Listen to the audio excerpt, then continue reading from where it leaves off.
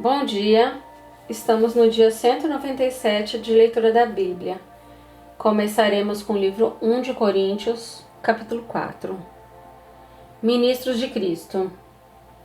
Assim, pois, importa que todos nos considerem como ministros de Cristo e encarregados dos mistérios de Deus.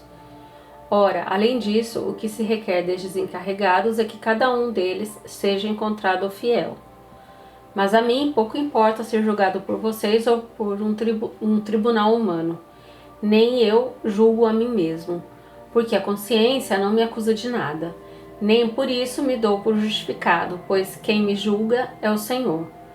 Portanto, não julguem nada antes do tempo, até que venha o Senhor, o qual não somente trará à plena luz as coisas ocultas das trevas, mas também manifestará os desígnios dos corações. E então cada um receberá o seu louvor da parte de Deus. Meus irmãos, apliquei essas coisas figuradamente a mim mesmo e a Apolo por causa de vocês, para que por nosso exemplo vocês aprendam isto. Não ultrapassem o que está escrito, para que ninguém se encha de orgulho a favor de um em prejuízo de outro. Pois quem é que faz com que você sobressaia? E o que é que você tem que não tem recebido?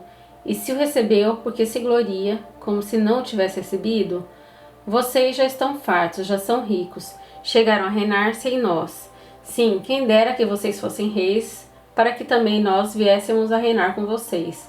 Porque me parece que Deus pôs a nós, os apóstolos, em último lugar, como se fôssemos condenados à morte. Porque nos tornamos espetáculo para o mundo, tanto para os anjos como para os seres humanos. Nós somos loucos por causa de Cristo e vocês são sábios em Cristo. Nós somos fracos e vocês são fortes. Vocês são honrados e nós somos desprezados. Até a presente hora sofremos fome, sede e nudez.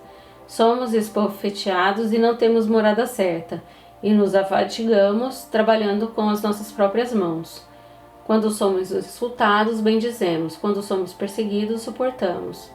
Quando somos caluniados, procuramos conciliação. Até agora temos chegado a ser considerados lixo do mundo, escória de todos. Não escreva essas coisas para que vocês fiquem envergonhados, pelo contrário, para admoestá-los como a meus filhos amados. Porque ainda que vocês tivessem milhares de instrutores em Cristo, não teriam muitos pais, pois eu gerei em vocês em Cristo Jesus pelo Evangelho. Portanto, eu peço a vocês que sejam meus imitadores. Por essa causa, eu enviei até vocês Timóteo, que é meu filho amado e fiel no Senhor, o qual fará com que vocês se lembrem dos meus caminhos em Cristo Jesus, como por toda parte ensino em cada igreja. Alguns de vocês se encheram de orgulho, como se eu não fosse mais visitá-los. Mas em breve, se o Senhor quiser, irei visitá-los e então conhecerei não a palavra, mas o poder desses orgulhosos. Porque o reino de Deus consiste não em palavra, mas em poder. O que vocês preferem? Que eu vá até aí com um chicote ou com amor e espírito de mansidão? Livro 1 de Reis, capítulo 17. Elias prediz grande seca e é sustentado por corvos. Então Elias, o tesbita, dos moradores de Gileade, disse a Acabe: Tão certo como vive o Senhor, Deus de Israel, a quem eu sirvo, não haverá orvalho nem chuva nos próximos anos, a não ser quando eu disser. Então a palavra do Senhor veio a Elias dizendo: Saia daqui, vai para o leste e esconda-se junto ao ribeiro de Querite, nas imediações do Jordão. Você beberá a água do ribeiro e eu ordenei aos corvos que sustentem você naquele lugar. Elias foi e fez segundo a palavra do Senhor. Retirou-se e ficou morando junto ao ribeiro de Querite nas imediações do Jordão. Os corvos lhe traziam pão e a carne pela manhã, bem como pão e carne ao anoitecer, e ele bebia água do ribeiro. Mas, passados alguns dias, o ribeiro secou, porque não chovia sobre a terra. Elias e a viúva de Sarepta. Então a palavra do Senhor veio a Elias dizendo: Levante-se e vá a Sarepta, que pertence a Sidom, e fique por lá. Ali ordenei a uma viúva que dê comida para você. Então ele se levantou e foi a Sarepta. Chegando ao portão da cidade, encontrou uma viúva que estava apanhando lenha. Ele a chamou e lhe disse: Por favor, traga-me um pouco de água numa vasilha para que eu possa beber. Quando ela já estava indo buscar a água, Elias a chamou e lhe disse: Traga-me também um bocado de pão, por favor. Porém ela respondeu: Tão certo como vive o Senhor, seu Deus, não tenho nenhum pão assado. Tenho apenas um punhado de farinha numa panela e um pouco de azeite num jarro. E como você pode ver, apanhei 2 pedaços de lenha e vou preparar esse resto de comida para mim e para meu filho. Vamos comer e depois morreremos de fome. Elias disse a ela: Não tenha medo, vá e faça o que você disse. Mas primeiro, faça um pãozinho com o que você tem e traga-o para mim. Depois, prepare o resto para você e para o seu filho. Porque assim diz o Senhor, Deus de Israel: A farinha da panela não acabará, e o azeite do jarro não faltará, até o dia em que o Senhor fizer chover sobre a terra. A viúva foi e fez segundo a palavra de Elias. Assim comeram ele, ela e a sua casa durante muitos dias.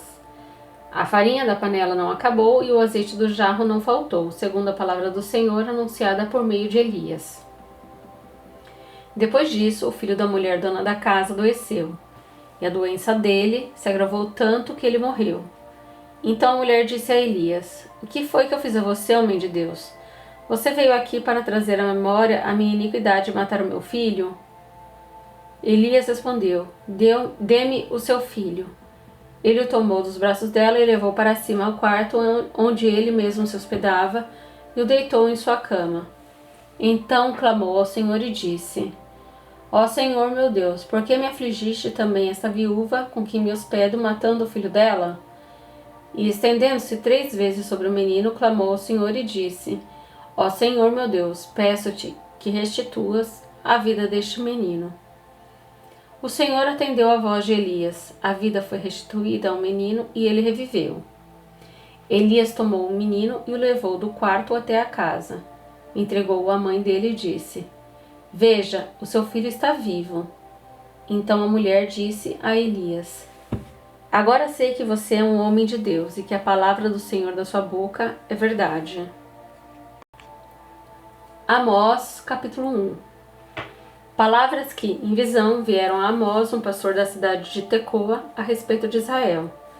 Isso aconteceu nos dias de Uzias, rei de Judá, e nos dias de Jeroboão, filho de Joás, rei de Israel, 2 anos antes do terremoto. Amós disse: O Senhor rugirá de Sião e de Jerusalém fará ouvir a sua voz. Os campos dos pastores estarão de luto e o alto do Carmelo secará. Ameaças contra diversas nações. Síria, assim diz o Senhor: Por 3 transgressões de Damasco, sim, por causa de 4, não suspenderei o castigo, porque passaram um instrumento de trilhar com pontas de ferro sobre Gileade. Por isso porei fogo à casa de Hazael, fogo que consumirá as fortalezas de Ben-Hadad.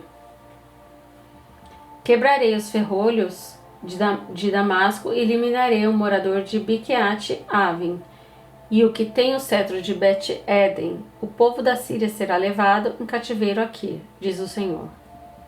Filístia, assim diz o Senhor: Por 3 transgressões de Gaza, sim, por causa de 4, não suspenderei o castigo, porque levarei em cativeiro todo um povo para entregá-lo a Edom. Por isso porei fogo nas mulheres de Gaza, fogo que consumirá as suas fortalezas. Eliminarei o morador de Asdod e o que tem o cetro de Asquelon. Voltarei a minha mão contra Ecrom e o resto dos filisteus perecerá, diz o Senhor. Tiro, assim diz o Senhor: Por 3 transgressões de Tiro, sim, por causa de 4, não suspenderei o castigo, porque levarei em cativeiro todo um povo para entregá-lo a Edom e não se lembram da aliança entre irmãos. Por isso porei fogo nas muralhas de Tiro, fogo que consumirá as suas fortalezas.